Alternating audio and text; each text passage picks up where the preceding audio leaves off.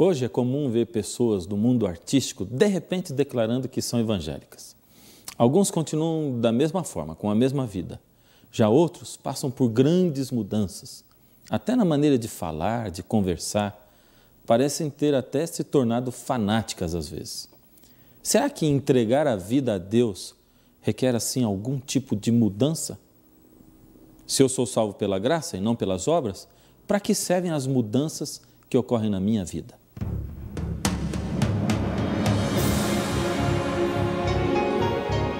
Ele permaneceu através dos tempos. O livro de Deus, a Bíblia.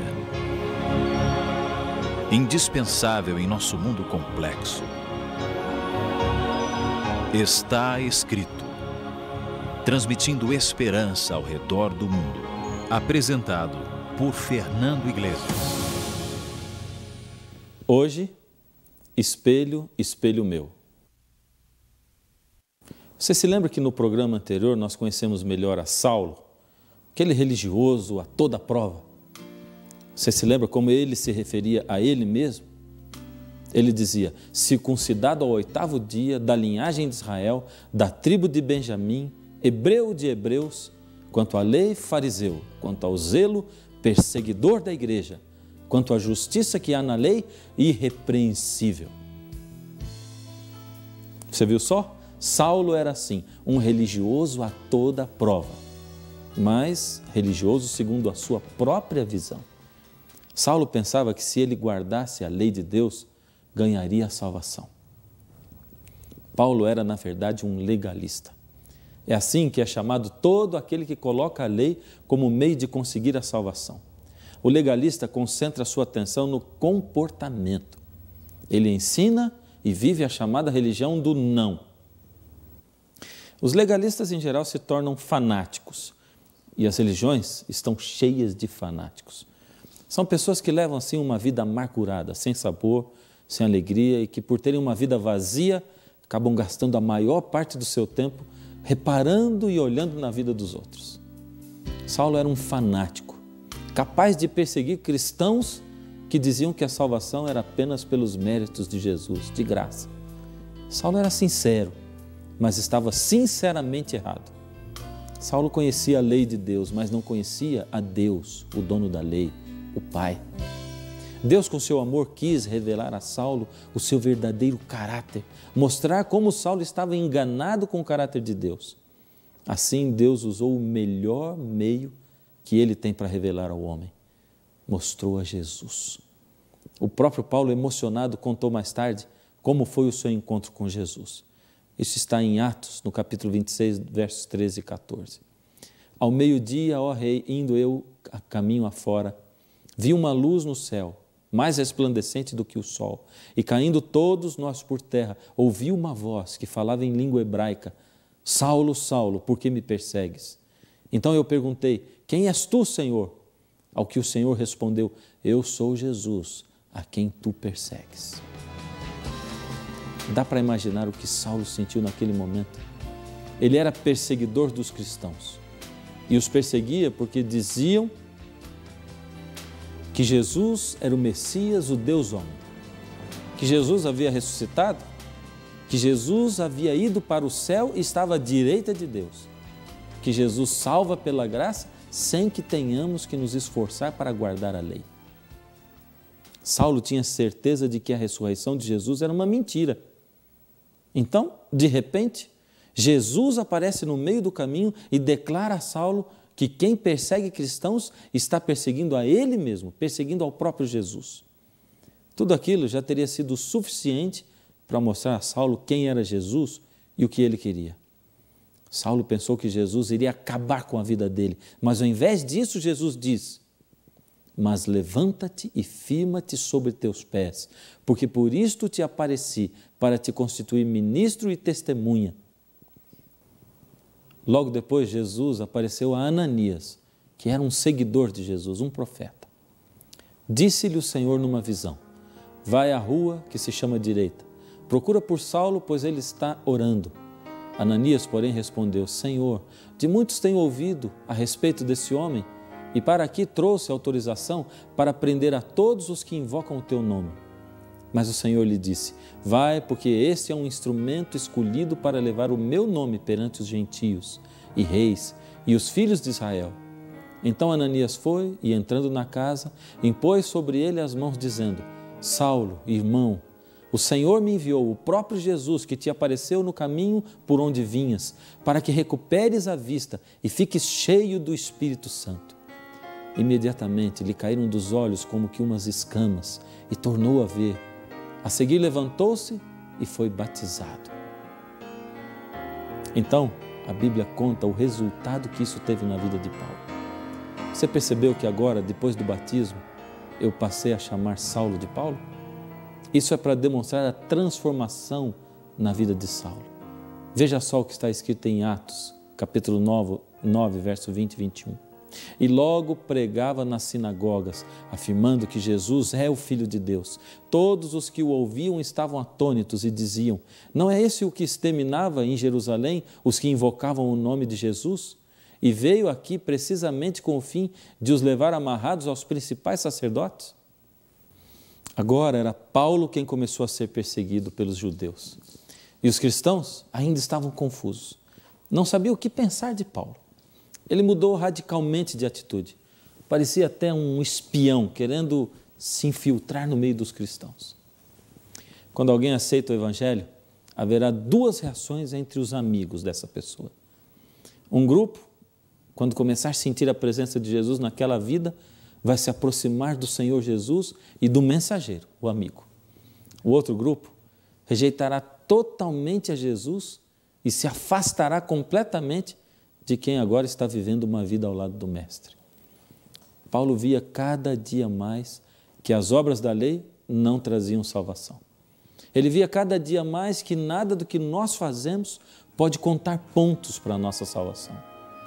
Ao olhar para a cruz de Jesus, Paulo descobriu que Deus olhou para a terra e despedaçou a terrível lei do pecado e das tentativas de retribuição, invadindo a terra com o seu amor. Foi assim que aconteceu. Deus olhou lá de cima e viu que o que nós tínhamos para oferecer era péssimo. Então Ele enviou o seu melhor, o seu Filho, Jesus. Nós, os seres humanos, olhamos para Jesus, o ignoramos e o crucificamos. Deus, então, olhou para a amarga cena da cruz e fez dela o remédio para curar a condição humana. Paulo percebeu que Jesus não jogou fora a lei, mas ao mesmo tempo não diz de modo nenhum que a lei é a tábua da salvação. Jesus unia a lei e amor facilmente nas suas palavras. Lá no Sermão do Monte, Jesus havia dito: não penseis que vim abolir a lei ou os profetas. Não vim para abolir, vim para cumprir. Se Jesus não veio para abolir, para que serve a lei então? Pensando bem, logicamente que Jesus nem poderia ter abolido a lei. Se ele abolisse, as pessoas então iam poder sair por aí matando, adulterando, roubando. Ele sabia que a resposta estava em Jesus, na vida de Jesus, nas palavras dele, no modo de viver. Simplesmente Jesus ensinou para nós o lugar em que a lei ocupa. Aquele que diz: eu o conheço e não guarda os meus mandamentos, é mentiroso e nele não está a verdade. Quem sabe você pode estar aí se perguntando: Fernando, agora eu não estou entendendo nada. Você estava agora mesmo dizendo que guardar a lei não salva ninguém. Realmente, é minha opinião. Não mudou nada, continua sendo. Guardar a lei não salva ninguém. Mas se você não guarda a lei, começa a demonstrar que o seu amor por Jesus é só superficial. Eu era jovem e totalmente livre, e então conheci uma garota chamada Maricel. Ela conquistou o meu coração. Eu não conseguia pensar em outra coisa. Não conseguia nem estudar direito, para dizer a verdade. Só pensava nela. As outras garotas que passavam pelas ruas ou pela minha vida nem importavam para mim. Pareciam não existir. Nós começamos a namorar e esse amor foi crescendo e crescendo tanto que resolvemos nos casar. Quando o casal está se casando, você já viu, eles fazem juras de amor e prometem fidelidade um ao outro. Essa é a coisa mais bonita do amor. O quê? Antes de me casar, eu era totalmente livre. mas eu usei a minha liberdade de escolha para pertencer a ela e somente a ela. Para mim não é esforço nenhum pertencer somente à minha esposa, porque eu a amo. Todos os planos, os projetos que eu faço, tem minha esposa no meio. Penso nela sempre, sempre estou arrumando um jeito de tentar fazê-la mais feliz, de surpreendê-la, às vezes, com um gesto de carinho, de afeto. Tento descobrir, às vezes, os desejos, as vontades para alegrar a vida dela e para nós sermos ainda mais felizes. Jesus havia declarado o seu amor pela igreja. Ele fez isso assumindo e declarando que ele era o noivo e a igreja a noiva. Como noiva de Cristo, se nós o amarmos realmente, teremos prazer em fazer a vontade dele. Bom, se você ainda tem dúvidas sobre a diferença entre guardar a lei por amor a Deus e guardar a lei para se salvar, preste atenção no que eu vou dizer. Depois de eu ter conquistado a minha esposa, eu procurei fazer a vontade dela porque eu a amo. Uma coisa é eu fazer a vontade de Jesus para tentar me salvar. Outra coisa é fazer a vontade dele porque fui salvo, porque eu o amo. Então, é isso que Paulo começa a explicar nas suas cartas, como por exemplo, na carta de Romanos, no capítulo 3, verso 31. Anulamos, pois, a lei pela fé? Não, de maneira nenhuma. Antes, confirmamos a lei. Ou seja, Paulo está dizendo, se amo a Jesus e tenho fé nele, eu estou anulando a lei? Não, de maneira nenhuma. Se eu realmente amo a Jesus, vou confirmar a lei através das minhas ações, dos meus atos. Vou fazer naturalmente a vontade de Jesus. Isso não vai ser difícil para mim. Pelo contrário, eu vou ter o maior prazer em descobrir e fazer a vontade de Jesus. Todos nós nascemos nesse mundo pecadores, gostando do pecado. A nossa natureza é pecaminosa, gostamos de fazer o que é errado. Nos sentimos atraídos pelo proibido. Mas quando nós aceitamos a Jesus, Ele nos transforma. Começa então a mudar o nosso gosto, a nossa natureza. Passamos a gostar das coisas de Deus, passamos a ter prazer em ler a Bíblia, por exemplo, em orar, em cantar hinos de louvor a Deus, coisas que antes eram ridículas para nós. Veja como Paulo descreve tudo isso de uma maneira maravilhosa, o antes e o depois. Porque dentro de mim eu sei que gosto da lei de Deus, mas vejo uma lei diferente daquilo que faço. Uma lei que luta contra aquela que a minha mente aprova. Como sou infeliz! Quem me livrará deste corpo que me leva para a morte? Que Deus seja louvado, pois Ele me fará isso por meio do nosso Senhor Jesus Cristo. Paulo sente que existe dentro dele uma lei natural que só faz com que ele tenha vontade de pecar. É a natureza humana chamando para o pecado. Paulo quase chega ao desespero e declara, como sou infeliz, quem me livrará desse corpo que me leva para a morte? Mas com alegria no coração, Paulo mesmo descobre e diz, mas nenhuma condenação há para os que estão em Cristo Jesus, que não andam segundo a carne, mas segundo o Espírito. Vamos então agora repetir a pergunta. Se eu sou salvo pela graça, para que então serve a lei?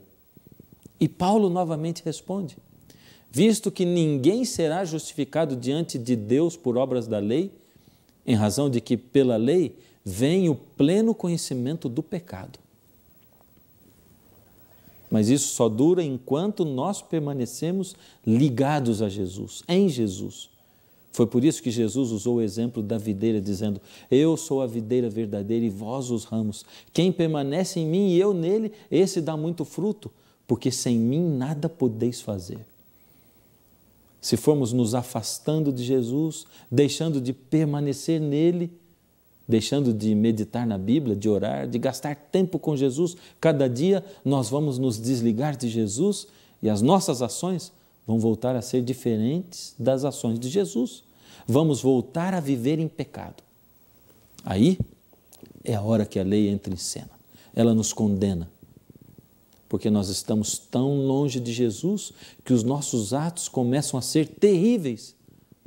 Paulo descreve exatamente isto. Ele diz o seguinte, porque quando vivíamos segundo a carne, as paixões pecaminosas postas em realce pela lei operavam em nossos membros, a fim de frutificarem para a morte. Veja que o Novo Testamento fala sobre quem não pratica a palavra. Porque se alguém é ouvinte da palavra e não praticante, é semelhante ao homem que contempla num espelho o seu rosto natural. Você percebeu que Tiago usa a palavra espelho? Me deixa usar um exemplo bem comum, bem simples, com o espelho. Primeiro, aqui eu tenho um pó, é um pó bastante escuro, e ele vai simbolizar para nós, agora na nossa representação, ele vai simbolizar o pecado. Quando eu deixo Jesus, quando eu me envolvo com o pecado, ele me mancha, sem que eu perceba. Se eu não tiver um espelho, eu nunca vou conseguir ver que o meu rosto está sujo. Mas aí então eu, num certo momento, arrumo um espelho. E aqui está o espelho. No espelho eu consigo ver que o meu rosto está sujo. Sujo com o pecado. O espelho é a lei de Deus. Algumas pessoas tentam desesperadamente usar o espelho da lei para se limparem. Quer ver? Eu vou tentar usar o espelho para me limpar. Veja só. O espelho,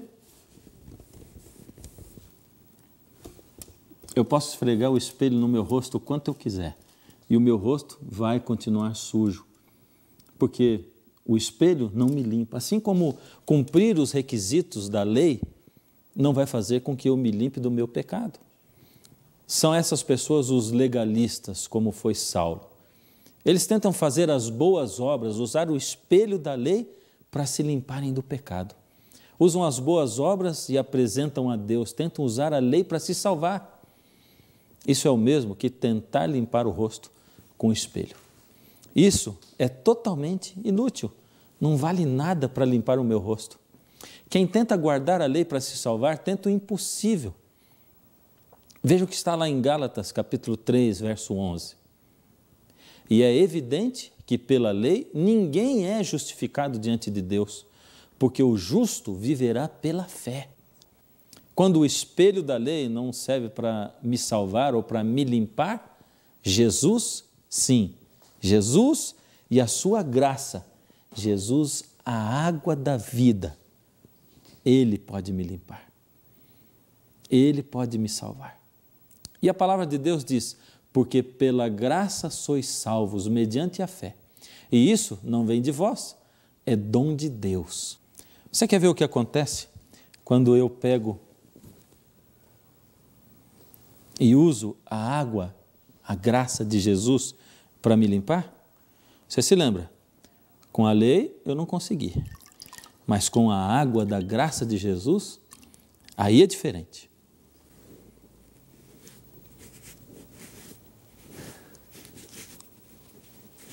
A água da graça limpa o meu pecado.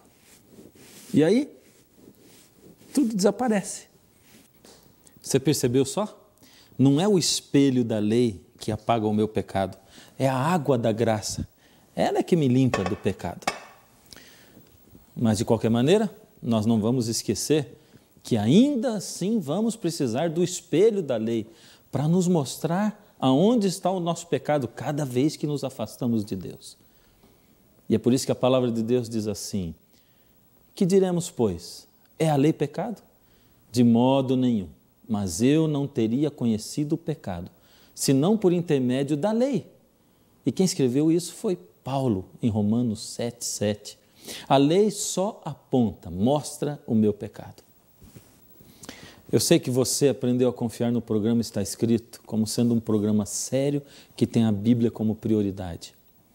Mas olhe para tudo isso que Paulo descobriu e descreveu e pense, será que Deus iria abolir mesmo a sua lei? Vamos pensar e nos lembrar somente do que a lei ordena. Primeiro mandamento, não terás outros deuses diante de mim. Segundo mandamento, não farás para ti imagens de escultura. Terceiro mandamento, não tomarás o nome do Senhor teu Deus em vão. Quinto mandamento, honra a teu pai e a tua mãe. Sexto mandamento, não matarás. Sétimo mandamento, não adulterarás. Oitavo mandamento, não furtarás. Nono mandamento, não dirás falso testemunho. Décimo mandamento, não cobiçarás. Se Deus tivesse abolido a sua lei, Ele teria permitido a todos que fizessem todas essas coisas. Queridos, a lei de Deus é a essência do caráter de Deus. A lei do Senhor é perfeita e restaura a alma. Essa lei já existia antes mesmo da criação do mundo. Deus não muda, a sua lei nunca poderia mudar. Ele mesmo diz, eu, o Senhor, não mudo. Nunca devemos ser legalistas. Guardar a lei para contar pontos com Deus para a salvação. De nada adianta. Nada temos de boas ações para oferecer a Deus. A salvação é sim de graça. A graça e só a graça pode nos salvar. Mas depois de nós recebermos a graça, nós somos transformados. Ficamos parecidos com o Senhor Jesus através da comunhão. Os nossos atos se tornam diferentes. Eles são parecidos com os atos do Senhor Jesus. Porém, se algum dia nós nos desviarmos do Senhor, se deixarmos de ser guiados pelo Espírito, a lei de Deus estará ali para nos mostrar que fomos longe demais e que é hora de voltar. Enquanto você ouve essa música, medite na lei de Deus, no caráter dele e no poder que ele dá de transformar a sua vida segundo a vontade dele. Deixe Jesus guiar você e faça como Paulo, como Saulo. Deixe a sua vida ser transformada por um poder maior que o seu e maior que o meu, o poder da graça de Jesus. Crer e observar tudo quanto ordena, o fiel obedece ao que Cristo manda.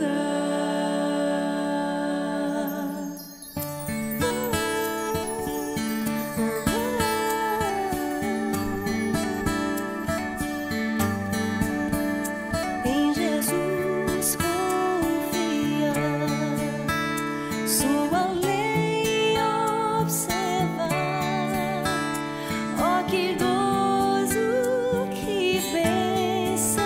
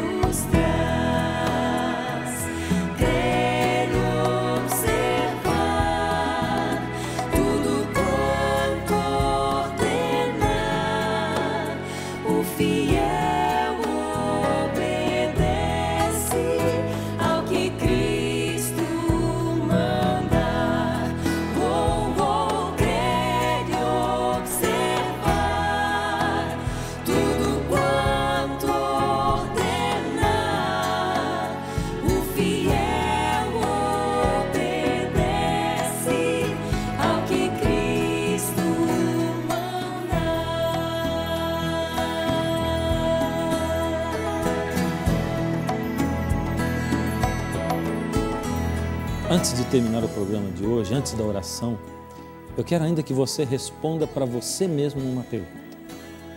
Você acha que Deus aboliu mesmo a sua lei? Segundo o que nós estudamos na palavra de Deus, a resposta está mais do que certa. Não, um sonoro não. Segunda coisa, eu sei que você percebeu que na verdade eu deixei de citar um dos mandamentos da lei de Deus. Eu pulei do 3º para o 5º. Eu pulei o 4º mandamento. Sabe o que ele diz? Lembra-te do dia do sábado para o santificar. 6 dias trabalharás e farás toda a tua obra, mas o 7º dia é o sábado do Senhor teu Deus.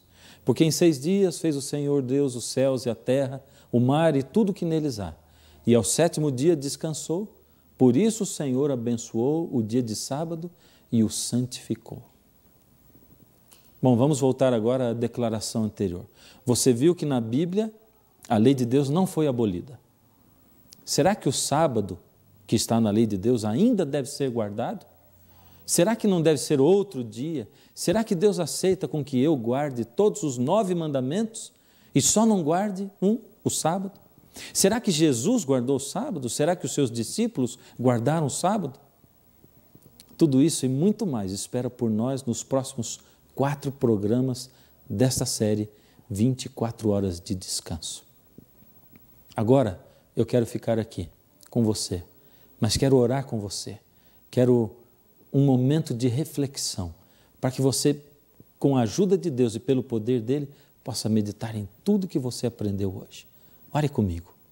Deus amado, não queremos fazer a nossa vontade, não queremos seguir os nossos costumes, não queremos, Senhor, seguir a nossa religião simplesmente por amor à nossa religião e aos nossos mestres e aos nossos pais. Queremos seguir a verdade. Mostra-nos, Senhor, a verdade e após conhecermos, dá-nos poder para seguirmos essa verdade. Em nome de Jesus, amém. Chegou a hora de dizermos até logo, até o próximo programa.